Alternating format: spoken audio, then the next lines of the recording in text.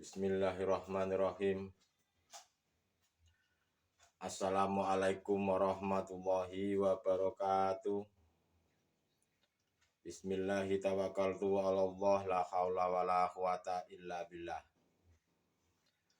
Asyhadu an la ilaha illallah wa asyhadu anna Muhammadan abduhu wa rasuluh. Allahumma shalli wa sallim wa barik alaihi wa ala alihi wa sahbihi ajmain. Rabbi shrah li sadri wa yassir li amri wahlul 'uqdatam min lisani yafqahu qawli. Shadaqallahul azim.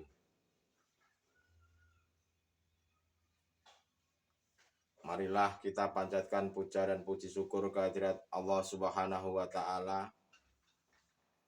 Bahwasanya pada kesempatan kali ini kita masih diberikan kesempatan berjumpa lagi, walaupun perjumpaan ini hanya lewat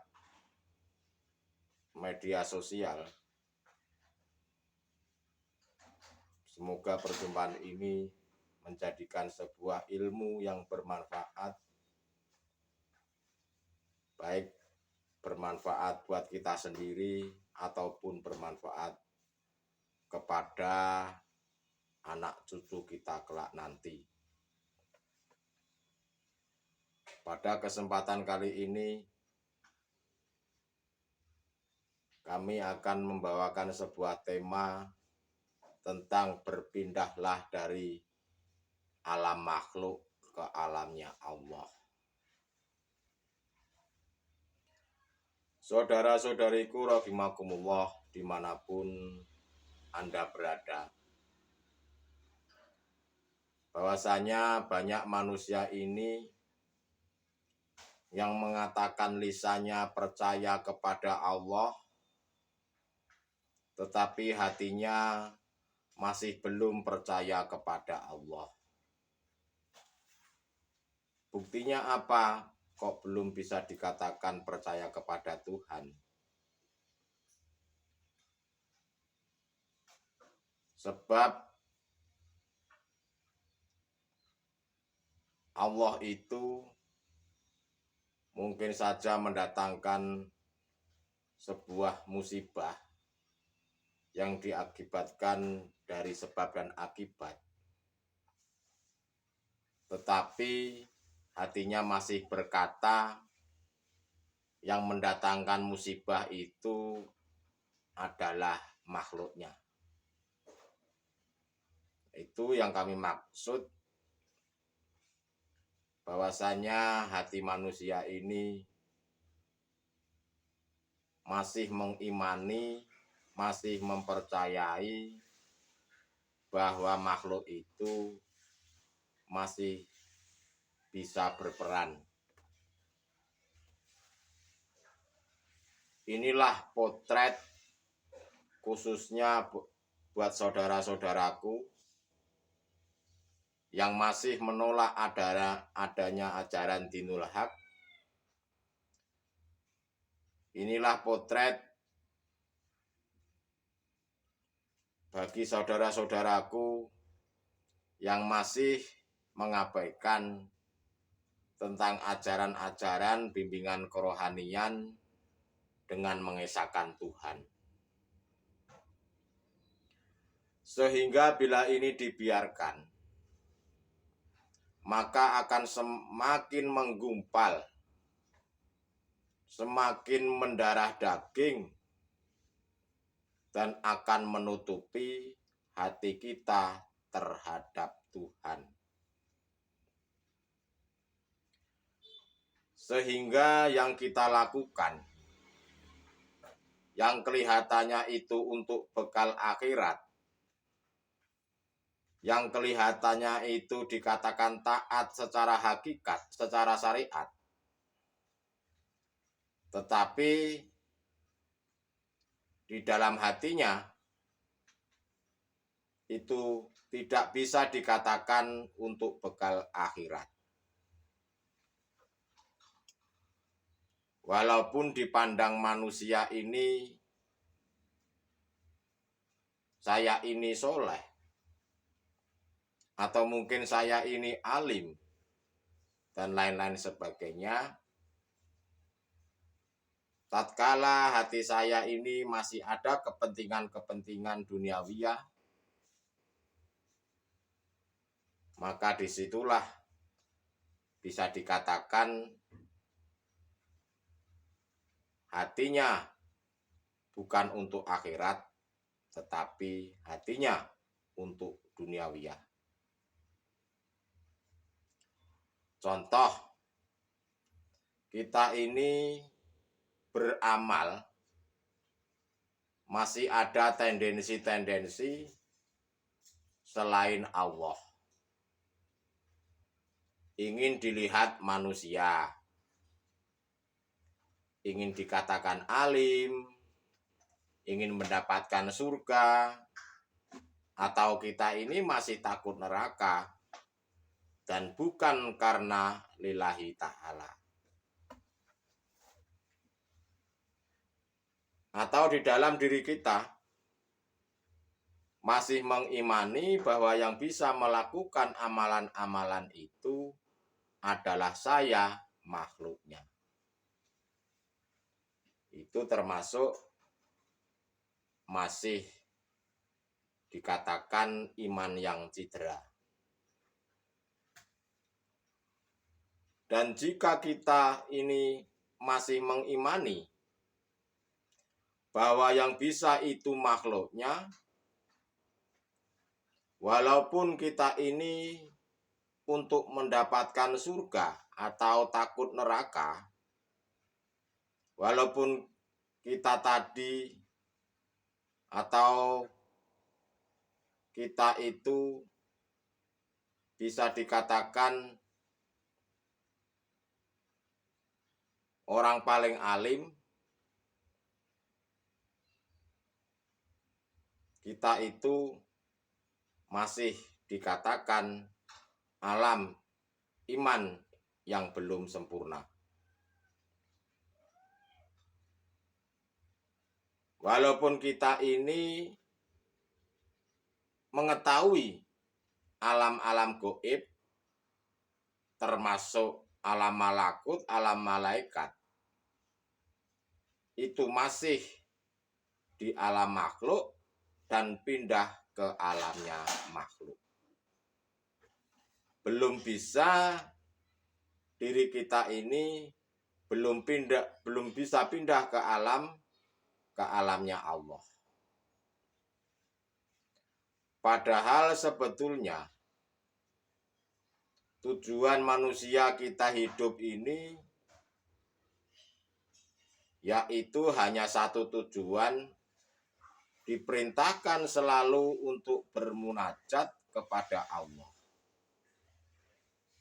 Dan kita itu diperintahkan tatkala saat masih di dunia ini bisa kembali kepada Sang Maha Pencipta,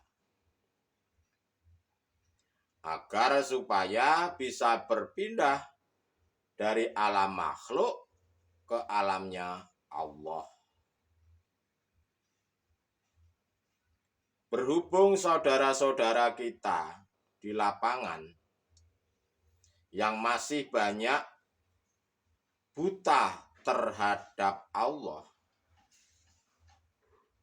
tidak mengetahui Tuhan, akhirnya generasi-generasi berikutnya pasti juga akan buta terhadap Allah. Buta terhadap ilmu keesaan. Asal Bapak senang, asal ikut-ikut, yang penting kelihatan gagah dan keren. Untuk bisa pindah dari Allah, yang kami maksud untuk bisa pindah dari alam makhluk ke alam Allah,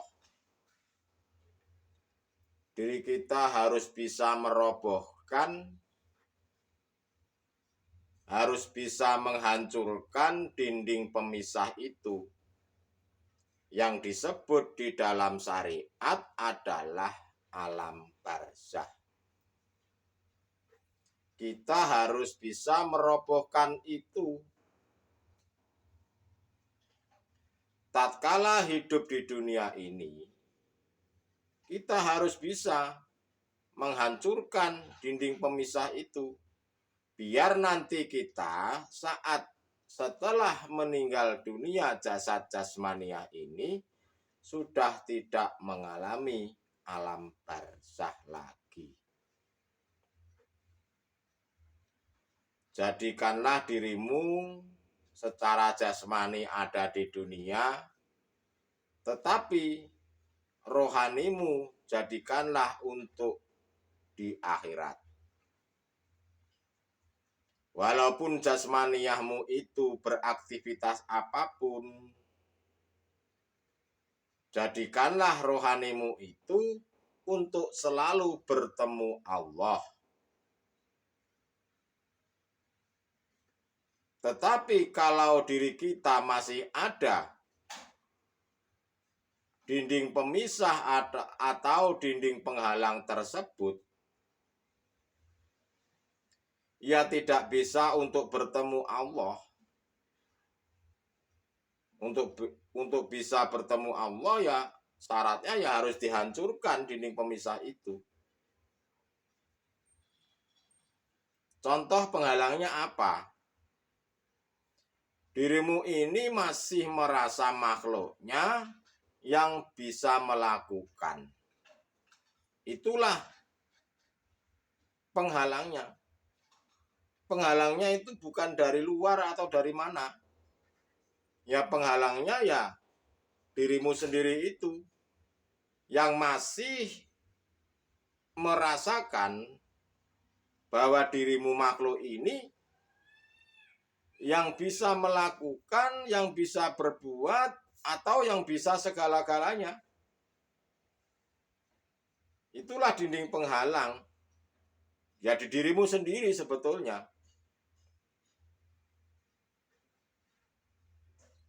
Itulah yang kami maksud penghalang yang sangat halus, yang bercokol di hatimu. Jika hatimu tidak bisa menghancurkan penghalang-penghalang itu, pasti akan mengakar dan mendarah daging di dalam hatimu. Sampai kapan jika dirimu ini tidak mau menghancurkan? Ya sampai dirimu ini sampai meninggal dunia. Jika tatkala di dunia ini dirimu belum bisa menghancurkan dinding penghalang, yaitu yang kami maksud adalah barzahnya hatimu, ya pasti setelah meninggal dunia ini dirimu nanti akan mengalami kegelapan. Kalau di dalam bahasa syariat adalah masuk neraka, mengalami siksanya malaikat mungkar dan nakir. Semoga panjenengan semua sadar tentang pentingnya bimbingan kerohanian seperti ini. Pentingnya ajaran mengesahkan Tuhan. Ya karena sebetulnya ya kesalahan diri kita sendiri. Di lapangan tidak pernah diajarkan tentang keesaan atau tentang bimbingan kerohanian. Ya turun-temurun generasi penerus terus ya akan pasti buta. Yang salah adalah diri kita sendiri.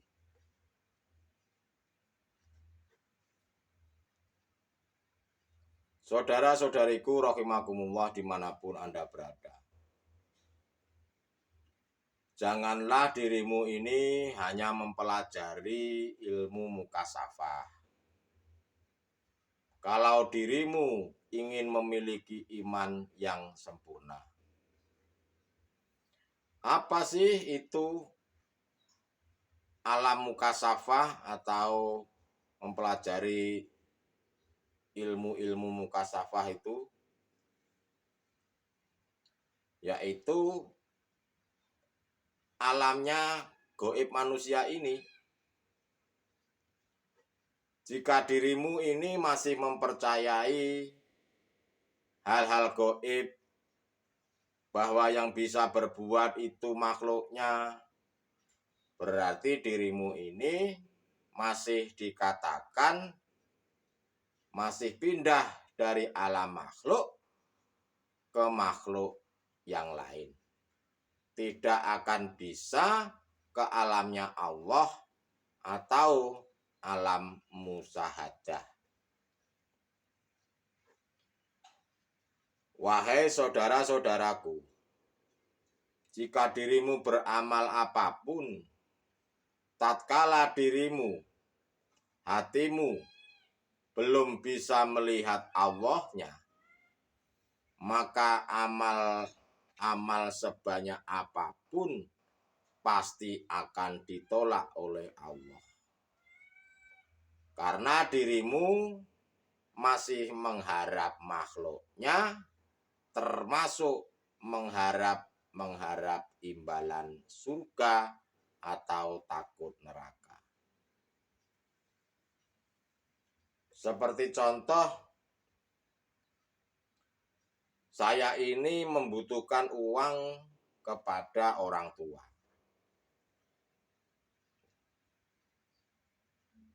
Untuk mendapatkan uang, ya pasti atau seharusnya saya ini bertemu orang tua dan langsung memintanya.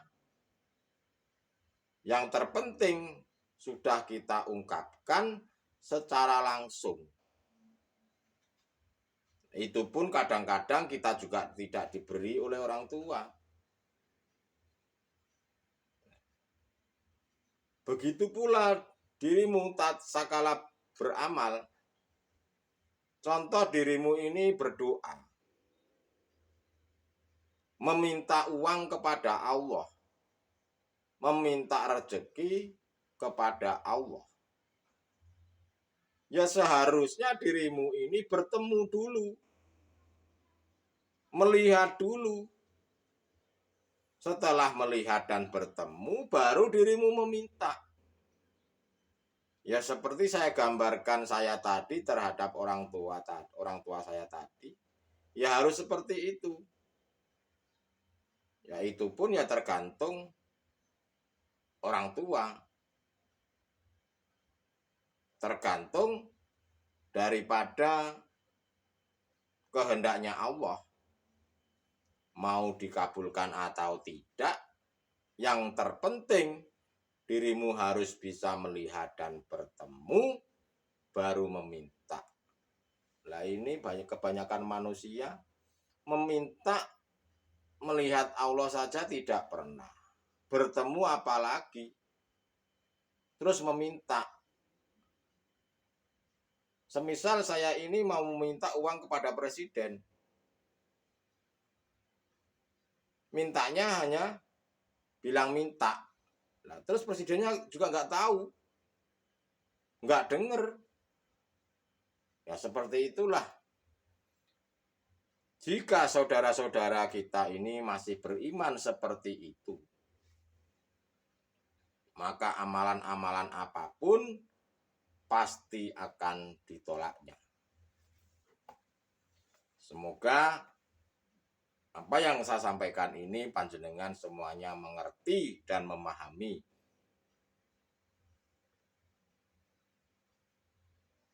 Saudara-saudariku rahimakumullah dimanapun Anda berada. Ketika kita ini belum bisa ke alamnya Allah, mana mungkin diri kita ini diberikan pahala. Sedangkan dirimu belum bisa melihat yang memberi. Karena syarat mutlak, persyaratan yang harus dipenuhi, kita itu diberi, ya harus tahu dan bertemu kepada yang memberikan. Janganlah engkau ini hanya berpindah dari alam makhluk ke alam yang lainnya, yang seolah-olah menurut dirimu itu secara syariat taat atau sudah benar, tetapi jika dirimu belum bisa bertemu dengan Allah, yaitu belum dikatakan benar atau belum memiliki iman yang sempurna. Janganlah engkau meminta kepada makhluk, apalagi kita mempercayai makhluk alam-alam gaib, agar supaya sakti, agar supaya tidak mempan senjata tajam, tidak mempan ditembak oleh peluru. Percaya kepada makhluk-makhluknya. Janganlah engkau mempelajari itu, karena hal itu akan menyesatkan dirimu, akan menjebak dirimu, bahkan menyulitkan dirimu tatkala maut akan menjemputmu. Matinya akan susah, saudara-saudaraku. Jika dirimu tidak mau beramal sia-sia, ya lepaskanlah ikatan-ikatan nafsu itu di dalam dirimu sendiri itu. Lepaskanlah perkara-perkara selain Allah. Janganlah dirimu ini selalu beriman bahwa makhluk itu yang bisa segala-galanya, tetapi lihatlah Allahnya di dalam hatimu, tetapi lihatlah hidupnya. Kalau secara syariat untuk hablum minan nas, ya sudah benar, karena kita masih hidup di dunia, ya harus saling menjaga silaturahim, hubungan sesama makhluk, ya sudah benar. Tetapi secara hakikat atau rohanimu harus bisa melihat hidupnya, yaitu yang kami maksud Allah Subhanahu wa Ta'ala. Agar dirimu ini bisa pindah dari alam makhluk ke alam Allah Subhanahu wa Ta'ala, sesuai tema yang saya sampaikan di atas tadi. Untuk bisa dirimu ini pindah ke alam Allah, ya tentunya dirimu harus betul-betul ingin bertobat, betul-betul menyadari bahwa selama ini melakukan kedoliman-kedoliman hati. Dirimu harus selalu berkholwat, harus selalu bersuhud, baik dalam keadaan sepi atau dalam keadaan ramai. Yang kami maksud adalah bawalah kuncinya, yaitu zikir sirul asror sampai ke fana'u zikri. Baru dirimu bisa pindah ke alamnya Allah Subhanahu wa Ta'ala. Itulah saudara-saudaraku yang bisa saya sampaikan tentang berpindah dari alam makhluk ke alam Allah. Segeralah dirimu ini meningkatkan imannya sampai dengan hakul yakin, hakul iman. Saya cukupkan sekian. Semoga apa yang saya sampaikan bermanfaat di kehidupan sehari-hari. Akhirul kalam, wassalamualaikum warahmatullahi wabarakatuh.